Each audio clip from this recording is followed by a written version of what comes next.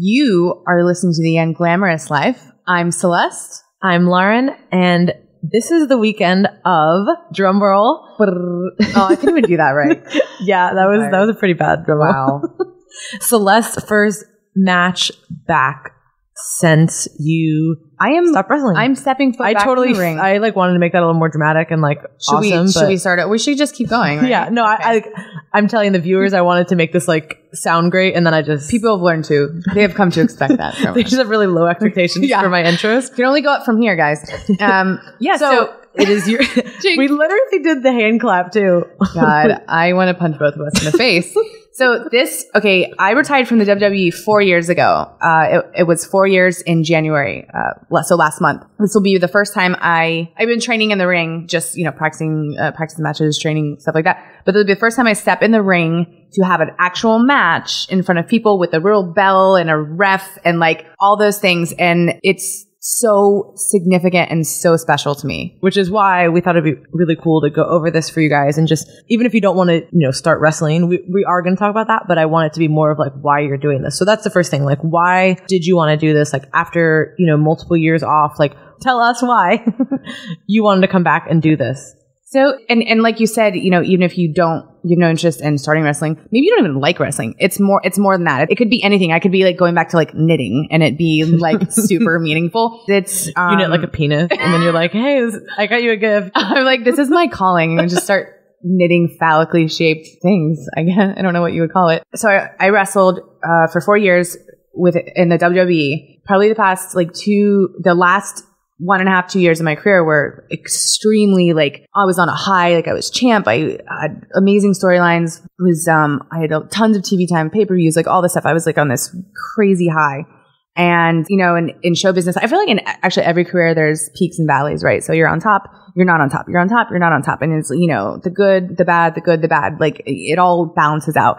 And I was in a stage of my life where I wasn't, towards the end, when I decided to step away from wrestling, I was at a point where I was damn, I did a lot of really cool shit with this career. I'm ready for the next step. And I was getting married and all this stuff. So I was this is my time.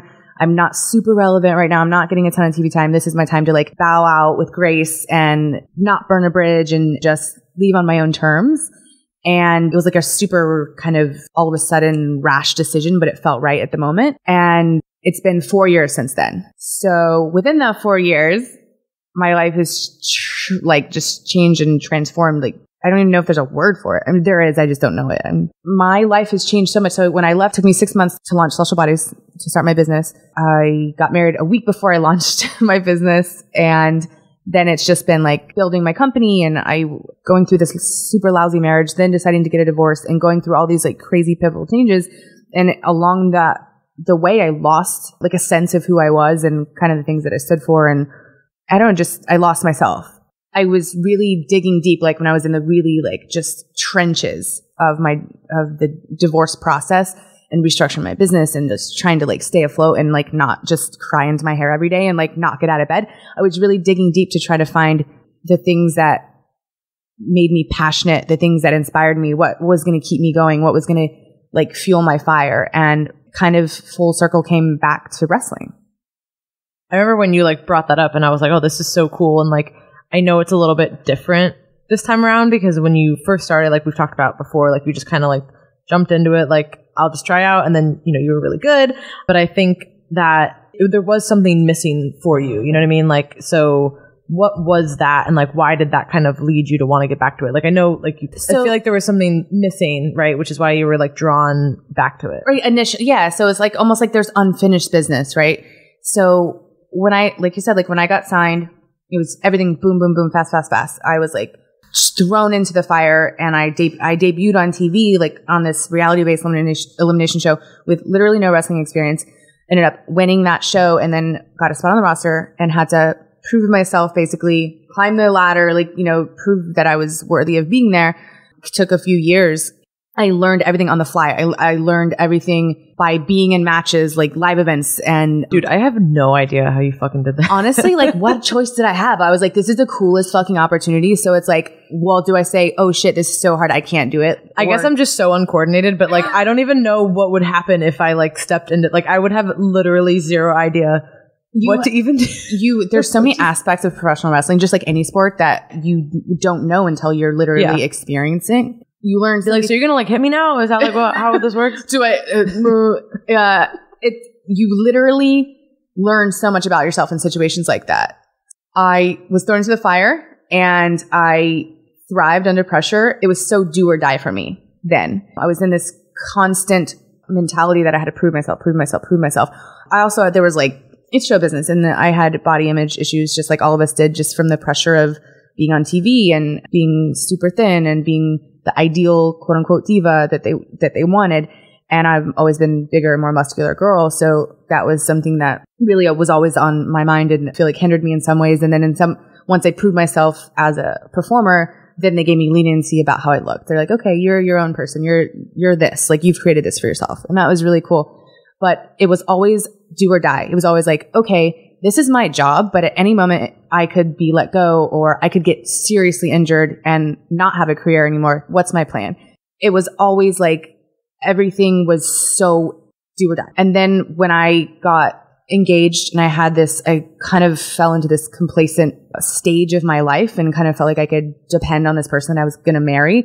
So I didn't feel this immense pressure to kill myself and like, not literally kill, but kill myself in the ring, kill myself training, like trying to be perfect and be this perfect version of a professional wrestler so I could, continue my career. I felt comfortable enough to step away and, I had the encouragement at the time to start new things, right? When my marriage started to really go south and I realized, okay, this isn't for me. Like I'm going to leave and it's going to take a lot of fucking balls to start my life over. I was missing, kind of to reiterate what I said earlier, is like I was missing something. I was like trying to find this version of myself that I was before, maybe while I was wrestling, like that version of myself that just didn't care, just leaped before I looked and just went for shit and didn't worry about the repercussions or second guess myself. I was trying to find that version of me again.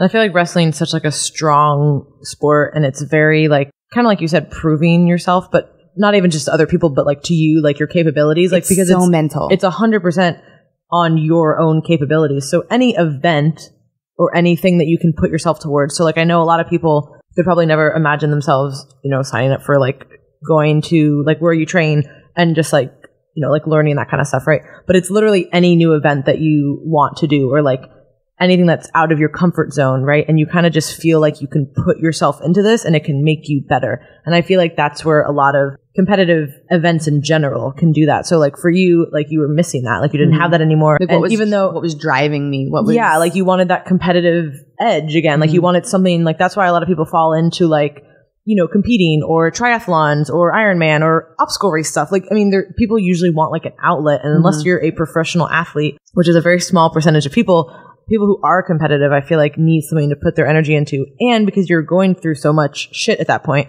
I feel like it was a really positive thing. Like, okay, like I'm going to like prove to myself again that I can like show that I'm strong. And like, it was to prove to myself that I could still do it, that I could still, or, be even better than I was before. But I didn't get into the ring. I didn't like place my foot back into the wrestling ring to be like, this is my comeback. Like, this is what I want to do. This is going to help me. This is going to be my therapy.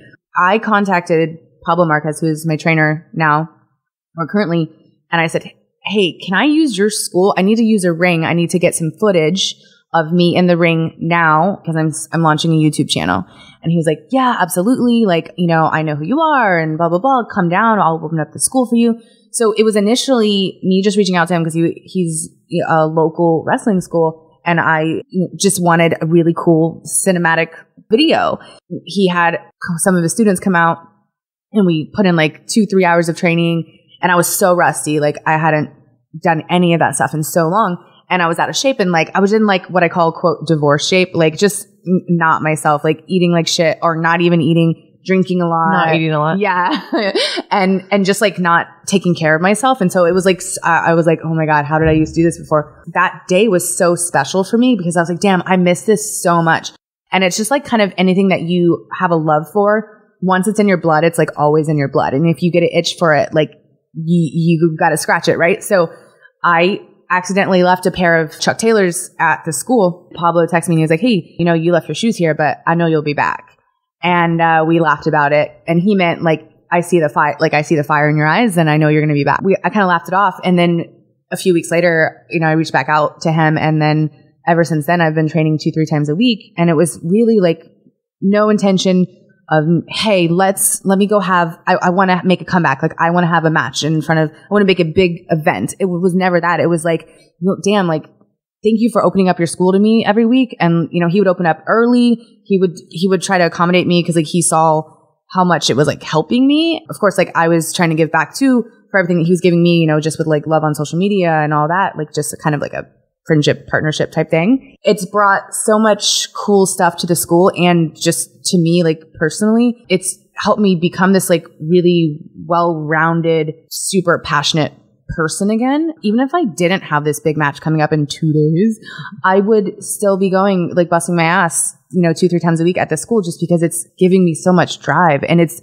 actually like, you asked me what's different about it this time. So the stuff I've talked about it not being like do or die. Like it's not a do or die situation because I have a business. I have you know, I'm a businesswoman. I'm an entrepreneur. I have all these other things going. So this isn't like my bread and butter. It's just what I love. And another thing that makes it different is that I have actually had the opportunity to train at my own pace, learn the stuff train in general. Like you didn't have, I think that's like so crazy and like awesome, you know that you were so successful without any of that. But now like you probably feel more confident maybe. Like, yeah, I would imagine that you would feel more confident with certain stuff. Maybe it's not like as do or die, but now you're like, oh shit, like I learned all these new things. And what you said before was like pretty much like the key I would say to all this is like when you find something that you enjoy that is competitive, whatever it is, it makes you better in other areas. Yeah, it's just better. Because when you didn't have that, like you said, you just kind of like you're just kind of living your life and like you were obviously doing stuff, but now you have like passion and drive into this. Yeah. And then that trickles into like the businesses and like all the other things you're doing. And like you're doing more now than you ever were before. And you're handling it and you're like doing really well and like everything's thriving. So like it's no coincidence in my opinion. Like I think it all goes together, which I think is so fucking cool. Thank you. I mean, you know what it is like when you find something that you love enough to discipline yourself, then that starts overlapping into trickling over. Yeah. And it's so weird to like think that like a lot of times I'll be talking to clients or whatever. And sometimes it seems like, okay, if we're going to embark on whatever it is, whether it's like whatever the new goal is, you're going to be spending more time, right? Because you're putting like time and discipline and investing, energy into it. But it actually will make you more efficient. It'll make you like more well-rounded. It'll make you be able to handle things better, which like seems counterproductive because you're like, oh, there's one more thing on my plate. But sometimes if it is that thing, it's an addition to your life, even though it's more time. It forces you to handle everything more efficiently or more productively in every other aspect of your life. I mean, I didn't think that having something like that was that important to me because I love competing. But like last year when I didn't do it, there was something that was like missing. Who am I? Who am I? Are you my mother? And a lot of it too was just like I couldn't really train as much. So even if I don't compete, like having something that like as like an outlet to like use as like discipline, I didn't realize at the time, but like that was what was like missing. And I just felt like the rest of my life, I wasn't like as on top of shit as I am like now. And it's so weird, like, and you would think like, oh, we have more time to dedicate to other things, you know what I mean, right? But it just, I don't know. What the fuck was I doing in my hands? I don't know.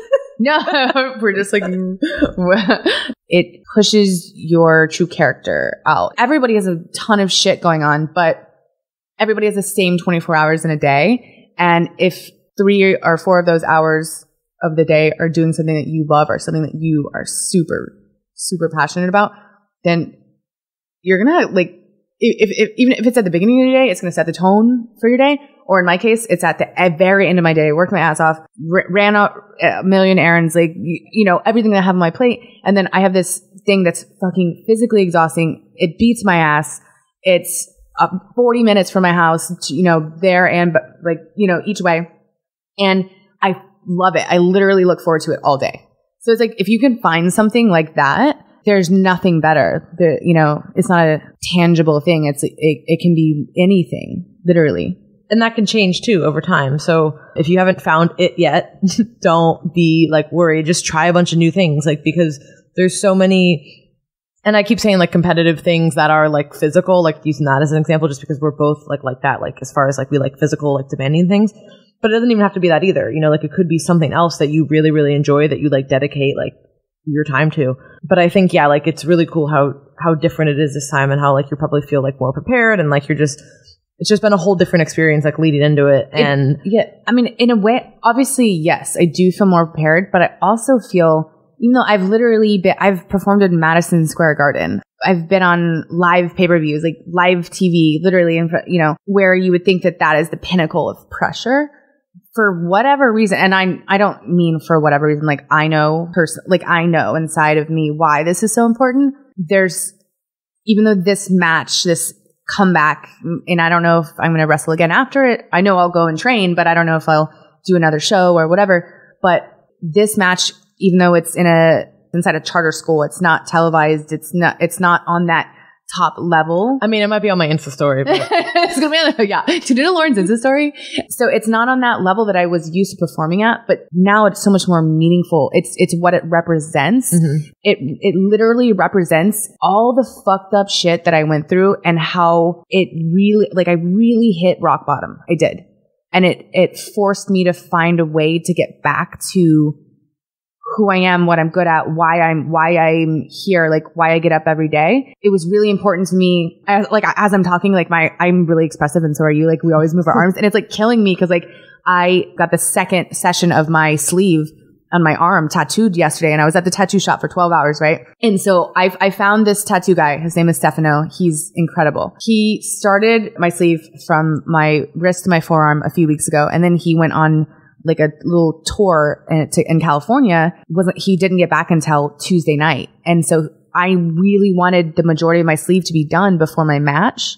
So he's like, listen, I will tattoo you as soon as I get home, because he was leaving right after he finished the first part. And so I went to work in the morning yesterday, left straight from there, showed up at like 2:00, and then I didn't get home till 2 a.m.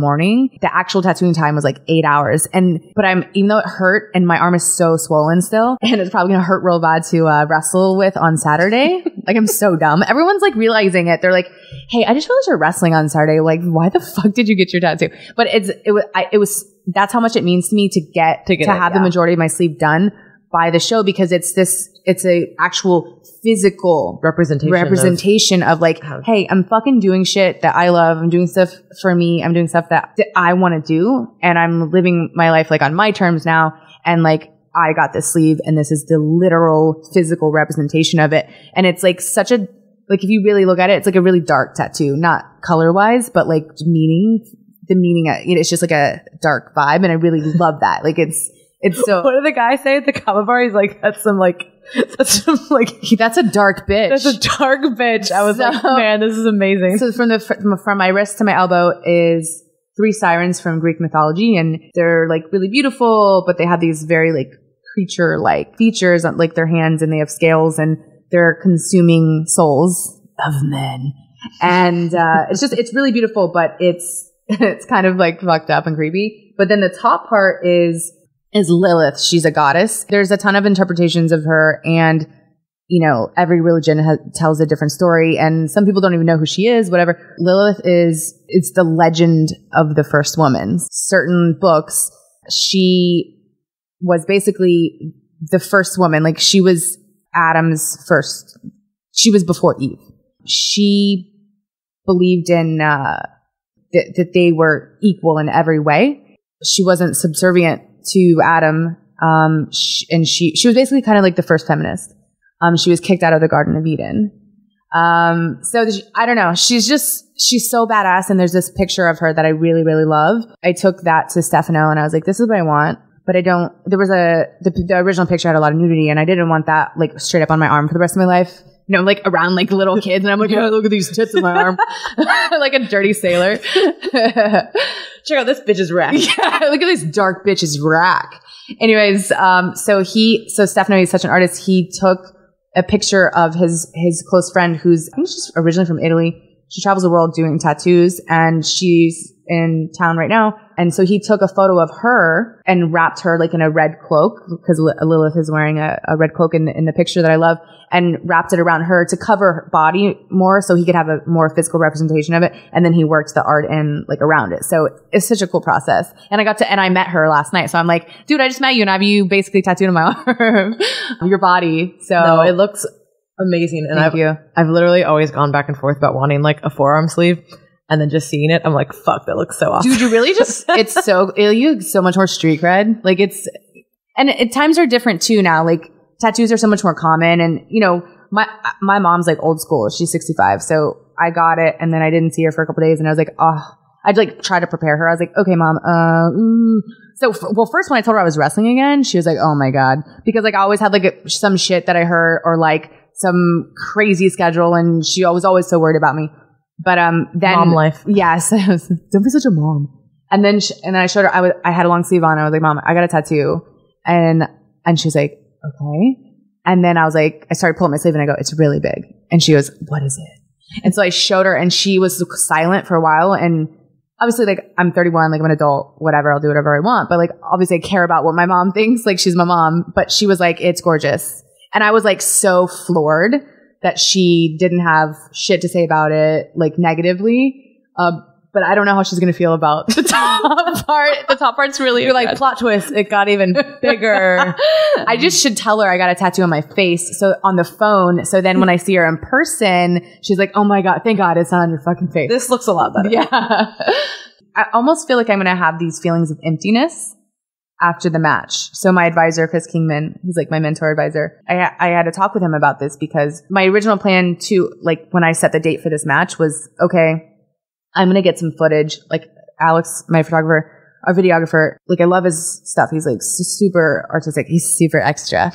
And I wanted him to film like the journey. And I was like, I told Chris Kingman, I was like, hey, you know, I'm going to turn this into some kind of documentary. I just don't know what angle I want to go with. And he was like, well, so just film it, start filming, get footage. I've kind of lost the vision or not the vision, but I didn't prioritize putting together like footage and stuff for the exact reason of the making a documentary, because I've been focusing so hard on my normal life, how I thrive and how I make money with my company, but also that all the wrestling and extra training and stuff I've been doing. So I put it on the back burner. So I feel like on Saturday, I'm going to be like, okay, I have X amount of footage. What direction do I want to go with it? Like, am I going to continue to keep building wrestling? Up? Yeah. Am I going to build it? Like, what angle am I going to? So I feel like I'm going to have this like really big, like weight lifted off my shoulders on Saturday, but then I'm going to have this other bigger weight set on my shoulders. Like, okay, you have all this cool content. What story do you want to tell? Like, what do you want people to know about just wrestling in general or the people involved in wrestling? Like, why do they do it? Maybe they're indie wrestlers. They've never been on the main stage or, you know, on TV or whatever. If that isn't their goal, then why do they do it? Why do they beat their bodies up like, you know, 3-4 times a week? Kind of talking about all the stuff that people don't know about. I don't know what I want to do. I have a million ideas. So Chris advised me to have the match on Saturday. It's going to be, oh my God, I can't wait. It's going to be so awesome.